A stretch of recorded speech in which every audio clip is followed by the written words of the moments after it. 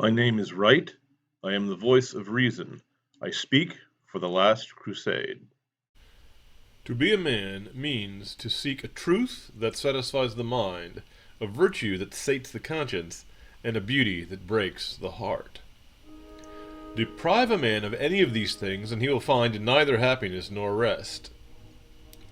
The most precious, profound, and important of the great ideas which the left has raped away from us is the idea of beauty. I need spend no time on the proposition that life without beauty is a nightmare. Those who have seen true beauty, sublime beauty, if only for a moment, have nothing to which they can liken it except the ecstasies of mystics and the transports of saints. Beauty consoles the sorrowing, beauty brings joy and deepens understanding. Beauty is food and wine, and men who live surrounded by ugliness become shriveled and starved in their souls. Why, if beauty is so important, is there so little discussion of it? The victory of the left in this area has been so sudden, so remarkable, and so complete that the discussion of beauty has lapsed into desolate silence. Have you, dear reader, read or heard anything discussing beauty, putting forth a coherent theory of beauty, or even extolling beauty's central importance of the human soul in the last year? In the last 5 years? In the last 10 years? Ever? Yet the topic is one of paramount importance. It is a matter of life and death, not for the body, but for the spirit. There is little or no discussion of it because by convincing the public that beauty is in the eye of the beholder, the left has placed the topic beyond the realm of discussion. According to the left, beauty is a matter of taste, and arbitrary taste at that.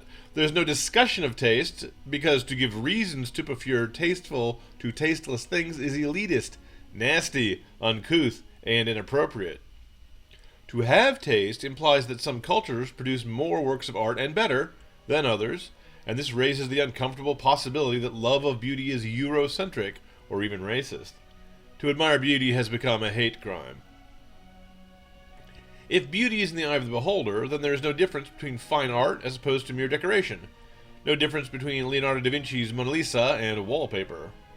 Obviously, there is a difference. We decorate an otherwise useful tool to make it more pleasing to look at or handle, like painting details on a car or putting embroidered images on fabric. Popular art is meant for entertainment, is meant to please the eye and while away the time. But an episode of I Love Lucy is not made for the same purpose as Tchaikovsky's Swan Lake. Art is not meant to be useful. When you hold a baby in your arms and look at him, merely to look at the wonder and miracle of new life, you don't do that because the baby is useful.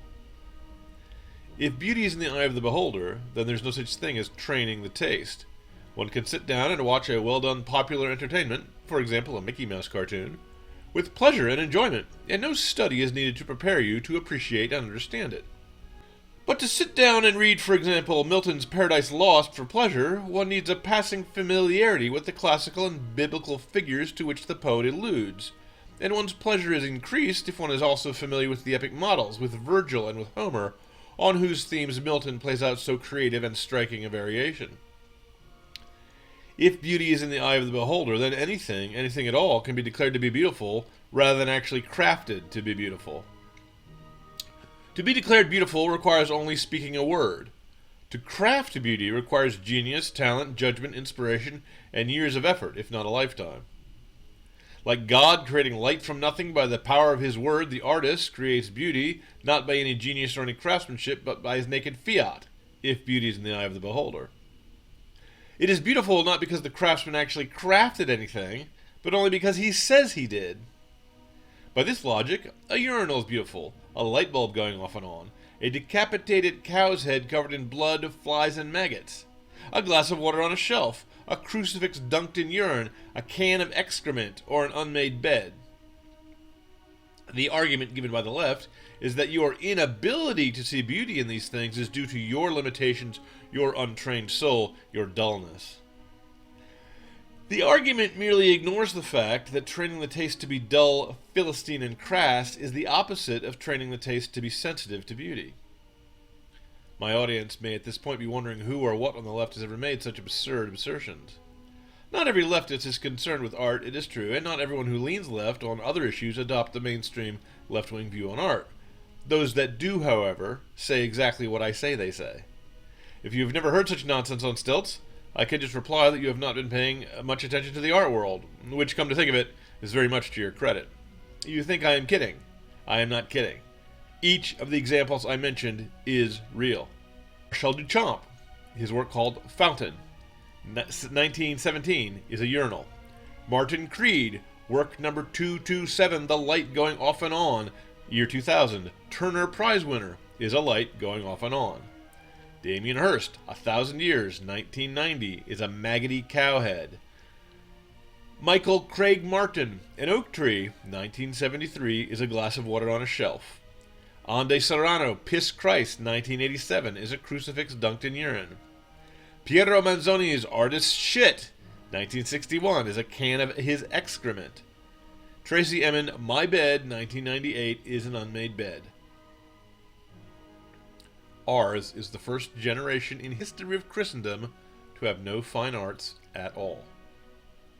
The public has rightly turned away from the neurotic wallowing in self-disgust that dominates the fine art world and seeks instead to slake its craving for beauty in the popular arts.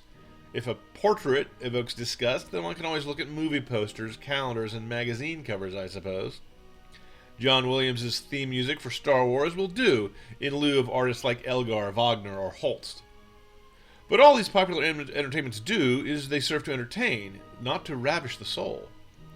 Popular art serves the appetites and passions.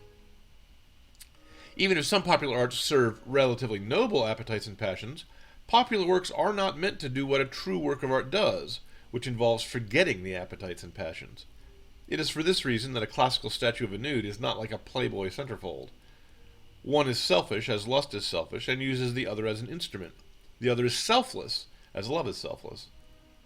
At any point before World War I, if you asked any philosopher or intellectual what was the point of art, poetry, music, painting, sculpture, architecture, all of them, in each generation, all the way back to Socrates, would have said the purpose of art is to seek beauty. Socrates himself would have said that beauty, by the strong love and longing created in the human breast at the sight of something sublime, causes us to be drawn out of ourselves, and we are carried step by step away from the mundane to the divine. The strongest argument against that atheism which is so beloved of the left is not an argument that can be put into words, for it is an argument of beauty.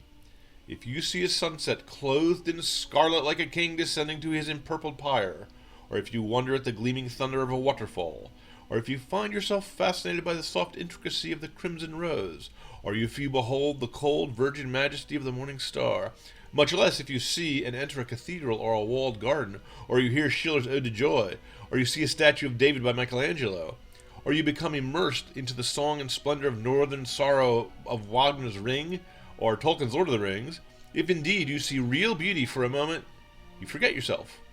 Then you are drawn out of yourself and into something larger. In such a timeless moment of sublime rapture, the heart knows, even if the head cannot put it into words, that the dull and quotidian world of betrayal, pain, disappointment, and sorrow is not and cannot be the only world there is. Beauty points to a world beyond this world, a higher realm, a country of joy where there is no death. Beauty points to the divine. The left hates this argument because, since it is not an argument put into words, it cannot be refuted in words. It can only be refuted in images: a urinal, a severed cow head, a can of dung, a messy bed. These images are ugly, aggressively ugly, and meant to be demeaning, meant to be absurd, harsh, jarring, repugnant, and gross. If the vision of the morning star points to a world beyond this world, fair and filled with the music of the spheres, then visions of dung and blinking lights and severed heads and unmade beds points to a world of roaring despair, a desecrated graveyard, and a dung heap. The left hates the argument of beauty because if beauty is not merely in the eye of the beholder, then beauty tells us a truth, a real truth, a truth from a world beyond the world of petty propaganda, and it shows us beauty beyond the world of pornography. The left hates this argument because if beauty is not merely in the eye of the beholder, then beauty is meant to be served, not to serve you in your selfish pleasures. Beauty humbles the proud, for it shows them something beyond themselves and their appetites, and the left hates that. Do you think I am exaggerating? Do you think that we are dealing merely with a matter of distaste, a matter of polite disagreement, and not hatred? Well, go into a modern art museum. Look at the urinal, the severed cowhead, the can of dung, the soiled bed. These are not expressions of one or two aberrant individuals with psychological problems. This is a condition of our culture for nearly a century, an industry involving endless amounts of money, both public and private. This is the leadership of the artistic vision controlling our civilization, and the thing future archaeologists will point to as the defining spiritual images of our times. Why do they adore such imagery? That answer is not difficult. The desolation of ugliness aids the leftist cause in a very real and very subtle way. Imagine two men. One stands in a bright house, tall with marble columns adorned with lavish art, splendid with shining glass images of saints and heroes, mementos of great sorrows and great victories, both past and promised.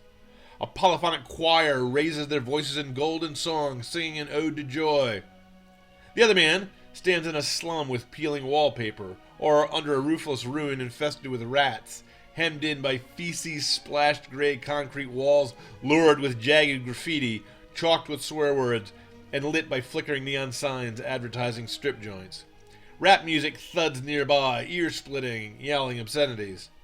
A bureaucrat approaches each man and orders him to do some routine and routinely humiliating task, such as pee in a cup to be drug tested, or to be fingerprinted, or to suffer or anal cavity search, or to surrender his weapons, his money, or his name. Which of the two men is more likely to take a stand on principle and not to submit? Which one will automatically and unconsciously assume that human life is sacred, human rights are sacrosanct, and that man is made in the image and likeness of God? The man surrounded by the godlike images, or the man surrounded by mocking filth? Which man, in other words, is more likely to fall prey to the worldview of a dark and empty cosmos without meaning, without truth, and without virtue? The point of nearly a century of aggressive ugliness in the fine arts is to produce disgust. It does not matter whether you become a fan of the jarring ghastliness and horror of modern art, or if you turn away in cynical disgust and seek for beauty only in popular entertainment. Both fans of ugliness and cynics repelled by it have lost their innocence. Neither will hear the argument of beauty. Neither will hear the music of the spheres.